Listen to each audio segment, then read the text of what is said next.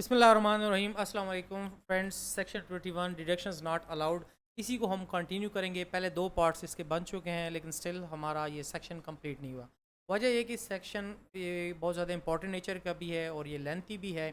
इस पर अगर ज़्यादा लेक्चर भी लग जाए तो नो प्रॉब्लम, लेकिन आज इसको हम कंक्लूड कर लेंगे। और इसके साथ साथ आज हम पहले हमने सेक्शन जे तक पढ़ लिया था, सॉरी क्लास जे तक। आज हम क्लास एल से आगे स्टडी करेंगे। ये जो क्लास है बहुत ज़्यादा इंपॉर्टेंट नेचर का है। पहले भी मैं बता चुका हूँ कि क्लास सी, क्लास एल और क्लास एम, इस पे नॉर्मली हमारी काफ़ी नज़र होती है, क्योंकि यहाँ अक्सर लोग वायलेट कर जाते हैं, जिसकी वजह से हम उनकी रिटर्न को चेंज कर सकते हैं। Any expenditure for a transaction Any expenditure for a transaction paid or payable under a single account head which in aggregate exceeds 250,000 rupees. कोई भी एक्सपेंडिचर जिसको पे किया जाता है और इसकी जो टोटल वैल्यू बन रही है वो 2.5 लाख से ज़्यादा बन रही है, made other than by a cross check drawn on bank or by cross bank draft or cross pay order or any other cross banking instrument showing transfer of amount from the business bank account of the taxpayer. अब ये जो expenditure अगर आप इनमें से किसी भी instrument के अलावा करते हैं, और वो क्या हो सकता है, क्रॉस चेक हो सकता है, क्रॉस बैंक ड्राफ्ट हो सकता है, क्रॉस पे ऑर्डर हो सकता है, या किसी भी ऐसे बैंकिंग इंस्ट्रूमेंट जिसमें साफ तौर पर पता चल सके कि जो अमाउंट है वो टैक्स पेयर के बिजनेस बैंक अकाउंट से मूव हुई है, तो आप एक्सपेंडिचर अगर आप किसी और इंस्ट्रूमेंट से करते हैं तो फिर वो आपको इसका एक्सपेंस क्लेम नहीं कर सकते।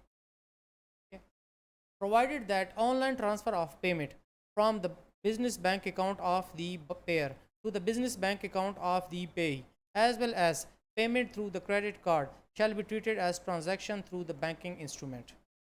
अब आपको पता है कि आजकल नॉर्मल जो पेमेंट होती है वो ऑनलाइन पेमेंट होती हैं, और या फिर जो है ना क्रेडिट कार्ड के थ्रू पेमेंट होती है। तो ये जो ऑनलाइन पेमेंट होती हैं इसको भी बैंकिंग चैनल ही कंसिडर किया जाएगा, लेकिन उसकी कंडीशंस हैं कुछ, और वो subject to the condition that such transaction are verifiable from the business bank statements of the respective payer and the पे।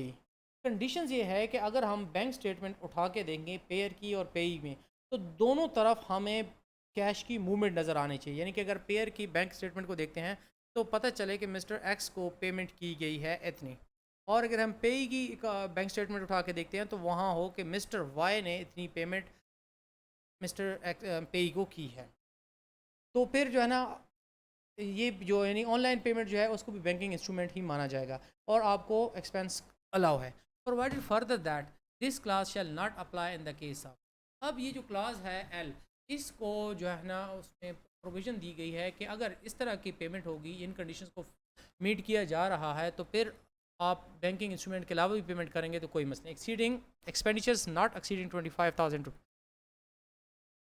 अब ये जो एक्सपेंडिचर्स हैं 25,000 रुपये से ज़्यादा नहीं। अच्छा, एक चीज़ मैं आपको बताना भूल गया कि ये देखिए ना 250,000 रुपीज़ के एक्सपेंडिचर है, ये इस साल ये अमाउंट इतनी हो गई है, वरना 2021 तक ये जो अमाउंट थी वो थी 50,000 रुपीज़। और फिर इसमें से ये है कि एक्सपेंडिचर अगर 25,000 रुपये से आपके एक्सपेंडिचर कम है तो फिर आप बैंकिंग इंस्ट्रूमेंट के अलावा भी पेमेंट करते हैं तो कोई प्रॉब्लम नहीं, आप डिडक्शन क्लेम कर सकते हैं।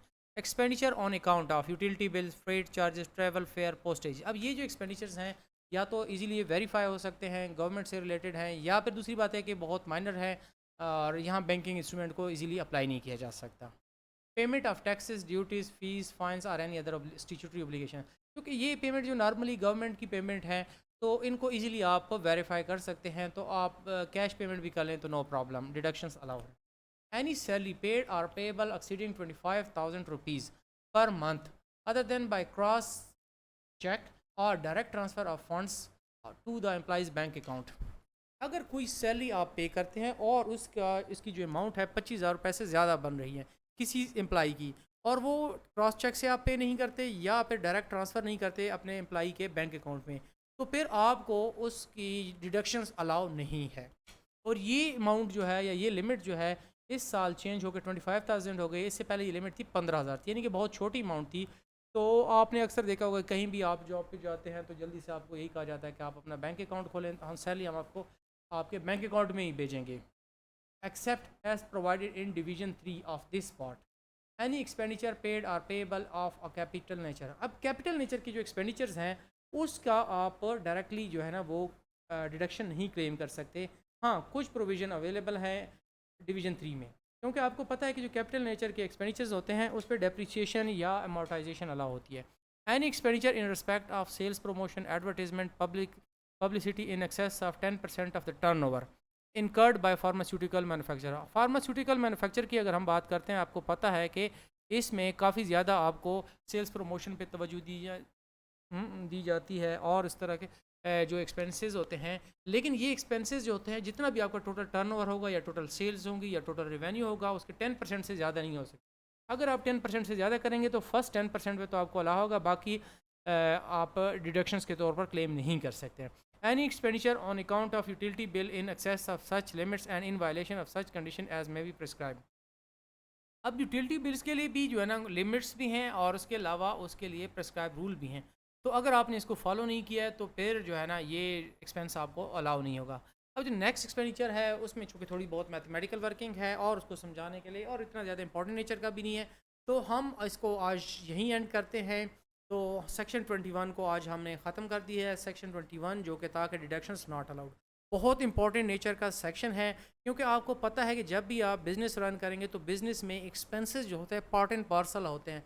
आप एक्सपेंसेस करेंगे तो आपको रिवेन्यू जनरेट होगा, लेकिन आप एक्सपेंसेस भी आपके जेन्युइन एक्सपेंसेस होंगे, लेकिन इस सेक्शन के अंदर जो कंडीशंस हैं और या जो फार्मेलिटीज़ हैं या जो लॉ की बाइंडिंग नेचर की जो है ना वो इसमें से लाइन रूल्स हैं, उसको अगर आप फॉलो नहीं करेंगे तो फिर आपको वो एक्सपेंस अलाउ नहीं होंगे। अब वो एक्सपेंस जो कि आपकी जो रिवेन्यू में से माइनस आप नहीं कर पाएंगे तो आपका जो इनकम होगा वो बहुत ज़्यादा इन्फ्लेट हो जाए। आपकी इनकम इन्फ्लेट होने की वजह से आपके आपको जो टैक्स लगेगा वो बहुत ज़्यादा हैवी लगेगा। मिसाल के तौर पर आपके पास 10 एम्प्लाई काम कर रहे थे और हर बंदे की 30,000 सैलरी थी, तो इसका मतलब 30,000 सैलरी थी तो 12×3 = 36, 3,60,000 तो एक बंदे की सैलरी बन गई साल की। 10 बंदे थे तो 36 लाख तो सैलरी बनेगी। अगर ये डायरेक्टली आपने उनकी पेमेंट जो थी बैंकिंग इंस्ट्रूमेंट से नहीं की थी तो वो क्या हो जाएगा, सीधा जो है ना आपके अकाउंट में ऐड हो जाएगा। तो आपकी इनकम 36 लाख से तो वैसे ही जो है ना वो हो जाएगी, ऐड हो जाएगी। तो आपको आप देखेंगे टैक्स पे कितना फ़र्क पड़ेगा। तो इन चीज़ों को बहुत ज़्यादा आपने गौर से देखना है, चाहे आप बिजनेस साइड से देखते हैं चाहे आप हमारी यानी कि डिपार्टमेंट के साइड से देखते हैं। बहुत इंपॉर्टेंट नेचर के ये प्रोविजंस हैं, आपने इसको अंडरस्टैंड करना है और टेस्ट में भी बहुत प्रोबेबली मोस्ट प्रोबेबली इसमें से 2 या 3 क्वेश्चन आ जाएंगे। आज के लिए इतना काफ़ी।